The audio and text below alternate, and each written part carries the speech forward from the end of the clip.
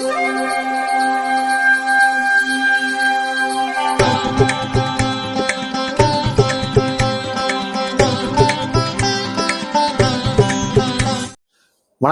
வசந்த காலம் YouTube channel வாயிலாக ஜோதிடர் சண்முகப்பிரியன், சென்னை அடையாளருந்து நம்ம இப்போ தமிழ் வருஷம் விஸ்வாசு வருஷம் இதற்கான பலாபலன் பார்த்துக்கிட்டு வரோம்.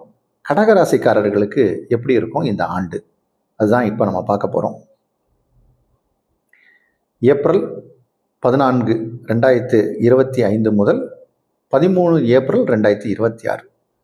பொதுவாக இந்த ஆண்டு பலன் எப்படி பார்க்குறது அப்படின்னா, இந்த ஆண்டில் இந்த விஸ்வாசு வருஷத்தில் இருக்கக்கூடிய பெயர்ச்சிகள் என்னென்ன, அதாவது மேஜரான கிரகங்கள் அப்படின்னு சொல்லக்கூடிய வருட கிரகங்கள் சொல்லக்கூடிய குரு, ராகு, கேது, சனி பகவானுடைய பயிற்சியை வைத்து தான் பலாபலன்கள் வரும். இந்த ஆண்டு 3 கிரகங்களுடைய பயிற்சியும் இருக்கு. ராகு கேது பயிற்சி இருக்கு, குரு பயிற்சி இருக்கு, சனி பயிற்சி இருக்கு. சனி பயிற்சி அப்படிங்கிறத நான் சொல்றேன்னா, இது வாக்கிய முறையில் நான் கணித்து சொல்லிட்டு இருக்கேன். வாக்கிய முறைப்படி 2026 மார்ச் மாதம் 6ஆம் தேதி தான் சனிப்பெயர்ச்சி. திருநள்ளாறில் அவங்க அதை தான் டிக்ளேர் பண்ணியிருக்காங்க. இப்போ அதை வைத்து தான் நம்ம பலன் சொல்கிறோம். இப்போது இந்த விஸ்வாசு வருஷம் ஆரம்பித்த உடனே ராகு கேது பயிற்சி வருது. ராகு கேது பயிற்சி வந்து சித்திரை 13, அதாவது 26/4/2025 ராகு கேது பயிற்சி. ராகு பகவான் மீனத்திலிருந்து கும்பத்துக்கும், கேது பகவான் கன்னியிலிருந்து சிம்மத்துக்கும் வராங்க. இந்த பெயர்ச்சி இருக்கு. அடுத்து குரு பகவானோட பெயர்ச்சி சித்திரை 28, 11/5/2025 குரு பகவான் ரிஷபத்தில் இருந்து மிதுனத்துக்கு மாறுகிறார். இதே நேரத்தில் இந்த குரு பகவான் அதிசாரத்தில் ஒரு 2 மாதம் கடகத்துக்கு வரார். அதோடைய நேரம் அப்படின்னு எடுத்து பார்த்தோம்னா 8/11/2025 முதல் 22/12/2025 8-10 அதிசாரத்தில் குரு பகவான் வரும் காலம் அப்படின்னு நம்ம எடுத்துக்கிட்டோம்னா 8-10/2025 முதல் 22-12/2025 அதிசாரத்தில் குரு 2 மாதம். ராகு கேதுக்கள் இவர்களுடைய மாற்றம் என்ன செய்யும் கடகராசிக்கு அப்படின்னு பார்ப்போம். இப்போ உங்கள் ராசிக்கு, கடகராசிக்காரர்களுக்கு ராசிக்கு 3ஆம் இடத்தில் இதுகாலம் வரைக்கும் இருந்த கேது பகவான் உங்கள் ராசிக்கு 2ஆம் இடம் வரப்போறார். உங்கள் ராசிக்கு 9ஆம் இடத்துல இருந்த ராகு பகவான் 8ஆம் இடம் வரப்போகிறார். அப்போ இந்த மாற்றம் எவ்வாறு பலனை செய்யும் அப்படின்னு பார்க்கணும். கேது பகவான் 3ஆம் இடத்துல இருந்தது ஒரு விதத்தில் நன்மையான விஷயம்தான். இப்போ தனஸ்தானம், குடும்பஸ்தானம்னு சொல்லக்கூடிய 2ஆம் இடத்துக்கு வர்றார். அப்போ கொஞ்சம் பண விஷயத்தில் இனிமேல் கொஞ்சம் ஜாக்கிரதையாக இருக்கணும். தேவையில்லாத விரயங்கள் ஏதாவது ஏற்படலாம். அதே மாதிரி குடும்ப உறவுகளில் ஏதாவது சிறு சிறு சலசலப்புகள் ஏற்படலாம். சண்டை சச்சரவுகள் வந்து விலகக்கூடிய வாய்ப்புகளும் சில பேருக்கு ஏற்படும். அதே மாதிரி மீனத்தில் இருந்த ராகு பகவான் கடகராசிக்கு இப்போ 8ஆம் இடத்துக்கு வரப்போறார். 8ஆம் இடத்துக்கு ராகு வருவது அப்படிங்கிறது ஒரு நல்ல விஷயம்தான். 8ல் ராகு இருக்கலாம். ஆனால் சனி பகவான் அங்கே தான் கும்பத்தில் தான் இருக்காரு. அப்போ இந்த ராகுவும் சனி பகவானும் 8ஆம் இடத்துல இருக்கிறதுங்கிறது அந்த அளவுக்கு விசேஷ பலன் அல்ல. இந்த கடகராசிக்காரர்களுக்கு இப்போ இன்னும் இந்த அட்டமத்து சனி அப்படின்னு சொல்லுவாங்க, 8ஆம் இடத்து சனி அப்படிம்பாங்க.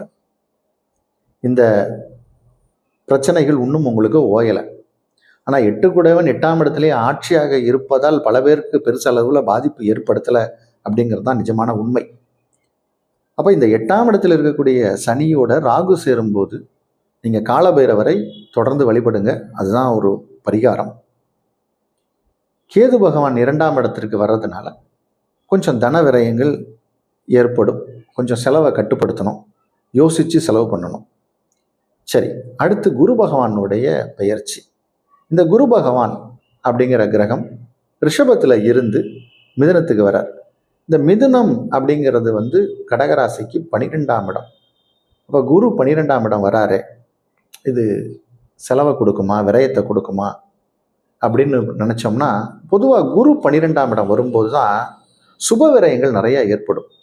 சுப விரயம்னா என்ன? ஏதோ வீட்டில் கல்யாணம் ஃபிக்ஸ் ஆகுது, கல்யாணம் நடக்குது அப்படின்னா அது சுப விரயம். வீடு கட்டுறீங்க, புதுசாக மனம் வாங்குறீங்க, வீடு கட்டுறீங்க, இல்லைன்னா புதுசாக ஒரு ஃப்ளாட் வாங்குறீங்க, அது சுப விரயம். கார் வாங்குறீங்க, சுப விரயம். ஜுவல்ஸ் வாங்குறீங்க, சுப விரயம். பெரிய பட்டு வாங்குறீங்க 1,50,000 ரூபாய்க்கு, சுப விரயம். அப்போது ஏதோ ஒரு மங்களகரமான காரியங்களுக்காக நம்ம செய்யக்கூடிய செலவுகள் எல்லாத்தையும் இந்த விஸ்வாச ஆண்டு கடகராசிக்காரர்களுக்கு ஏற்படுத்தும். கடகராசிக்காரர்களுக்கு சுப விரயங்கள் ஏற்படுது அப்படின்னாலே அது இந்த ஆண்டில் ஏதோ ஒரு நல்ல விஷயங்கள் நடக்க போகுது அப்படிங்கிறத காட்டுது. இப்போ இந்த குரு பகவான் பார்க்குற இடம் அதெல்லாம் எப்படி இருக்குன்னு பார்த்தா, உங்கள் ராசிக்கு சுகஸ்தானத்தை குரு பகவான் பார்க்குறாரு. அதனால் உடம்பு ஆரோக்கியமாக இருக்கும். உடம்புல இருந்த வியாதி வைக்கலாம் போயிடும். குரு பகவான் உங்கள் ராசிக்கு பார்க்கிற இடம் ரொம்ப சிறப்பாக பலனை செய்யும். இந்த ராகு சனி பகவான் இணைந்து இருக்கக்கூடிய அந்த பாவத்தையும் குரு பார்க்க போகிறார்.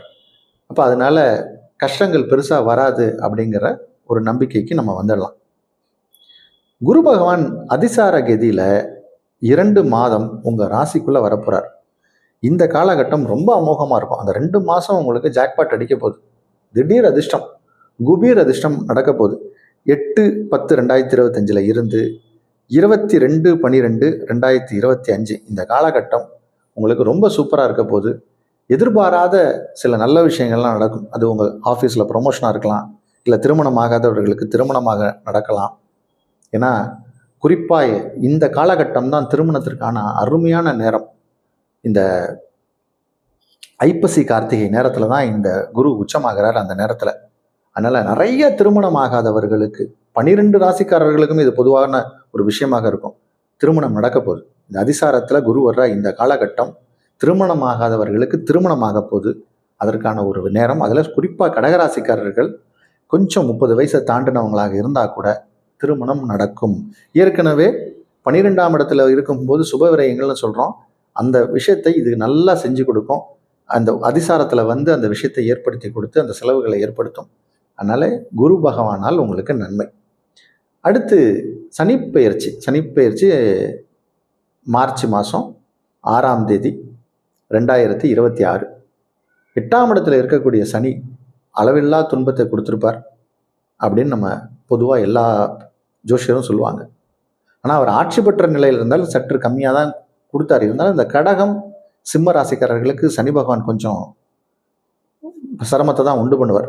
அந்த சனி பகவான் இப்போ அந்த நிலையிலிருந்து விலகி 9ஆம் இடம் செல்கிறார். அதனால் பெரும்பாலும் உங்களுடைய கஷ்டங்கள் குறைய போகுது. நன்மை வருமா அப்படிங்கிற கேள்வியை விட கஷ்டம் குறையும் அப்படிங்கிறத அடித்து சொல்லலாம். கஷ்டம் குறைஞ்சாலே என்ன, நன்மைன்னு தானே அர்த்தம். அப்போ கஷ்டம் குறைய போகிற நேரம். இனிமேல் செல்வம் நிலையில் ஒரு உயர்வு வரும். ஏன்னா சேமிப்புகள் இருந்தால் தானே செலவு பண்ணுறதுக்கு. சேமிப்புகளை ஏற்கனவே சனி பகவான் அங்கே காலி பண்ணியிருப்பார். அப்போ வருமானம் அந்த வருமானத்தை செலவு பண்ண போகிறீங்க. அதனால் வருமானம் வரக்கூடிய ஆண்டாகவும் இருக்கும், சுப செலவுகள் ஏற்படக்கூடிய ஆண்டாகவும் இருக்கும். இந்த ஆண்டு கடகராசிக்காரர்களுக்கு ஒரு சிறந்த ஆண்டு.